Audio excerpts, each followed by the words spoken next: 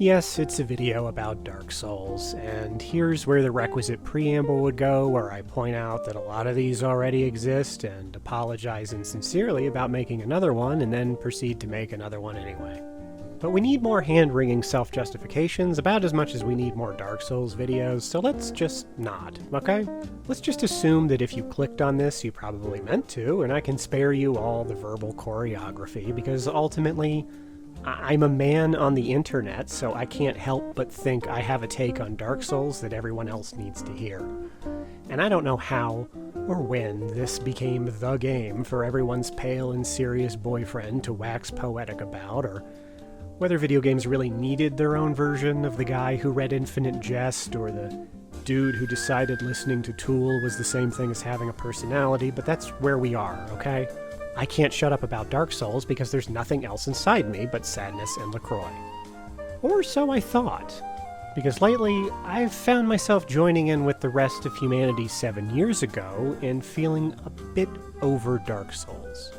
And not the game, so much as all the ones that have come after, the whatever we're calling them, the Soulsbornes, the Souls-likes, the side-souling Bloodborns, whatever label we're placing on this flavor of third-person, stamina-based, asynchronous, chunky action death-em-up. I've played a lot of them, and I can't help but feel like the subgenre as a whole is just thematically and mechanically stuck.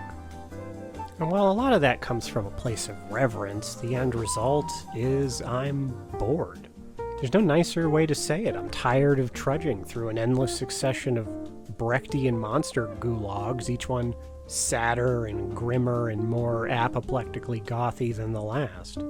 There's only so many times one can walk into the festering banquet, or the desecrated cistern, or the Lonyo of fatal whimsy, or the lost foundling's tragic surgery ward, before you start to feel like maybe we're all forcing it. Maybe we all want to believe that you can bottle the magic of that first game, that you can reduce it down to a set of mechanics, a difficulty, a disposition, and then just go back to that feeling you got from that first playthrough, that sense of mystery and possibility whenever you want. It doesn't work that way. We all know that by now, but we keep buying the games that check the boxes and swearing through slow, deliberate combat, and going on corpse runs, and talking to NPCs that trail off into menacing giggle fits like backwoods gas station attendants giving us bad directions. But it all has that faint whiff of desperation about it, that Dunkachino flop sweat, when a great thing becomes a thing that only reminds you it was great once. I think the last two Souls games I played were what really drove home how tired all of this is making me, but in very distinct ways. Earlier this year I bought Nioh 2, and I didn't love the first Nioh, but I liked it. I liked it enough to buy the sequel on deep discount. And it plays exactly like I was expecting it to. It's a modest, incremental improvement over the original. It has a nice dollop of additional features. One of those everything you loved and a little bit more kind of sequels. What I wasn't expecting was how hard I would bounce off of this thing. Like within hours, the first few levels, I stopped caring. And since the gameplay loop is pretty much the same as it is in the first game, it really made me look at what it is about this series I'm not connecting with. Nioh as a franchise really focuses on the crunchy aspects of the genre, like really polished combat, lots of potential builds, walls of tiny little numbers to dick around with. But it's not an immersive experience. It's not trying to seduce you with atmosphere or mystery. It has beautiful art direction, fabulous boss designs, but its ambitions are much more arcadey. You're going on these little bite-sized missionlets instead of getting lost inside a big, murky, contiguous world. Nioh does to Dark Souls literally what a lot of people do to it rhetorically, and just distills it down to combat. I mean, what most people mean when they say Dark Souls is hard is they mean the combat is hard. And Nioh just amplifies that, throws in some loot mechanics, some Lisa Frank Animal Pal limit breaks, sets the whole thing in Japan, and boom, that's Nioh. And that formula was perfect for a lot of people, but for me, And maybe for some of you, it only worked for a while, and even then, only just. Because personally, it's never been the combat that makes Dark Souls rewarding. I mean, it's cool to finally beat a boss after a month of trying and failing, the questions you ask yourself after every botched attempt slowly becoming more and more existential as any sense of fun winks out like a dying star in a vast sheet of silent darkness that leaves only your shortcomings etched upon your mind's eye like a rictus mirror distorting every... Oh shit, I actually did it, sweet. But that kind of combat challenge is mostly trial and error, memorizing patterns, and let's be honest, spending 5 hours running a little skeleton murder circuit until you're overleveled. This guy knows, right over here. I'm not saying these games should be easier. I actually think the difficulty is a necessary ingredient, but the aspect of gameplay that difficulty really heightens has never been combat, but exploration. The fact that you can be killed so quickly by any enemy, no matter how humiliatingly lame they are, means you have to pay much closer attention to the world than you do in most games. The map burns itself into your brain because you enter every new area afraid, and no matter how careful you are, you're still going to die a lot, and you wind up having to traverse the same areas again and again, memorizing all the intricacies of the level design, noticing how the map layout and item placement tell little stories, and areas that we've seen a million times in fantasy games take on a whole new weight because this isn't a fantasy game so much as a survival horror game that gives you swords instead of guns. So difficult combat is a key ingredient, but it seems like how that got digested into the pop zeitgeist is that it is the ingredient. And in the years since, a lot of these Soulsian games have thought the way to big dick their way onto this marketplace is to privilege constant, unforgiving combat encounters, while that sense of adventure and exploration that makes chiseling difficulty compelling gets lost in this never-ending scrum. I mean, it's cool if challenge is your thing. It's cool if you want your games to be a tough as nails, thrown to the wolves, surrogate badge of manhood mashathon type of thing. I just know that for me, intensely challenging combat in itself is not inherently rewarding enough to hold my interest. If I were the type of person who never backed down from a challenge, trying to make my stupid fingers get the little TV man to not die would not be the problem I'd want to talk to the world about right now. Like, my life would be completely different. This video would just be me absently musing about my upcoming mortal karate battle with Victor Kwan, the Dragon of Crime Island, to determine once and for all whose fists can shatter flesh itself. But I do back down from a challenge, and so rather than walk the path of an illicit bloodsport champion, I sit in my house and I get frustrated at video games and I eat frozen chicken nuggets. Not the nice kind either, the store brand kind where the chickens probably died afraid.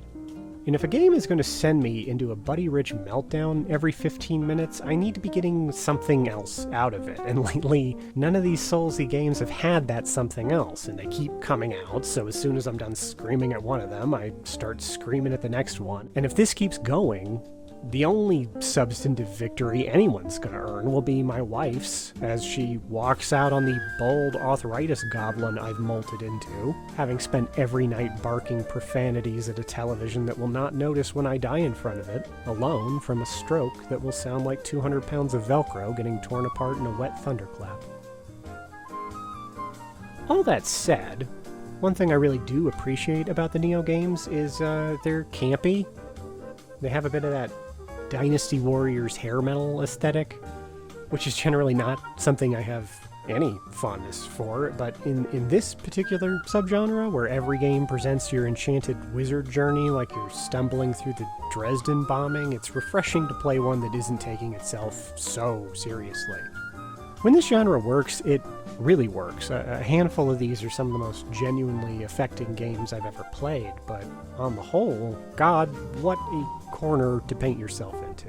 Because narratively speaking, Dark Souls is a terrible game to emulate. It's a story where Zeus tries to punch the heat death of the universe and then dies. It's a piece of media that posits what if bad things, but forever.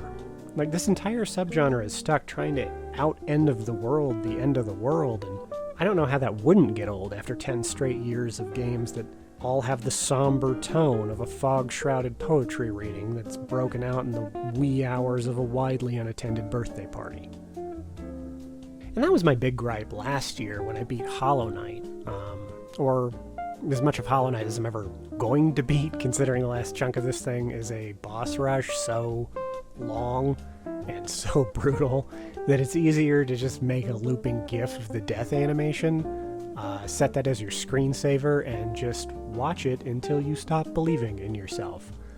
But the parts of Hollow Knight I was good enough to play, I loved. It was probably my favorite game of last year. It nailed a lot of the elements I've mentioned that these other games have missed, and it has one of the best maps of a Metroidvania ever, probably. But as far as the story it was trying to tell, it is difficult for me to put into words how little I cared, and that's not because everything in the game is very small. It's not that it's an obtrusive story, it's very discreetly told and minimal and up to interpretation. You're this bug man, but not actually. You only look like a bug man because the king of the bug men created you out of goo to stop a different color of goo from taking over Bugman land because a moth in a dream is mad about imperialism. You know, and I'm not saying this is a bad story, and even if it was, most stories in games are baseline kind of bad, and this isn't exceptionally bad. I mean, hell, my barometer's probably wonked. I sat through all of Metal Gear Solid 4, and in retrospect, it's pretty ironic that the plot of that game feels like Hideo Kojima trying to get fired. Like, the way my brain remembers that one is just Snake in a T-pose reciting the phone book. But the problem with Hollow Knight's story isn't its quality, it's just, I've done it before, you know, I've squinted through the flavor text on every trammeled giga festooning a deliberately underwritten hellscape, hoping to find some oblique, third-hand, intertextual reference to whatever it is I'm supposed to care about. And I don't need to scrounge the remnants of a once great kingdom to unravel the mystery of what happened, because I've already played a dozen of these games. So, you know, let me just guess. Don't spoil it off the top of my head here. The leader of a place did the forbidden thing, and then everyone went crazy and died. Is that what it I mean, the proper nouns are different, and they're all bugs this time, or samurai, or Van Helsings. And souls are some other ethereal, floaty, or bodily fluid, or table spice. But I know that that's the story, because that's the only story any of these games bother to tell. And the Souls method of chopping up your narrative into stingy little pinches and sprinkling it in the optional crannies and the overlookable nooks it's a powerful tool, and it still has immense potential, but only if you're going to say something with it that Dark Souls didn't already say. Less is more for about a decade, and then it's just less.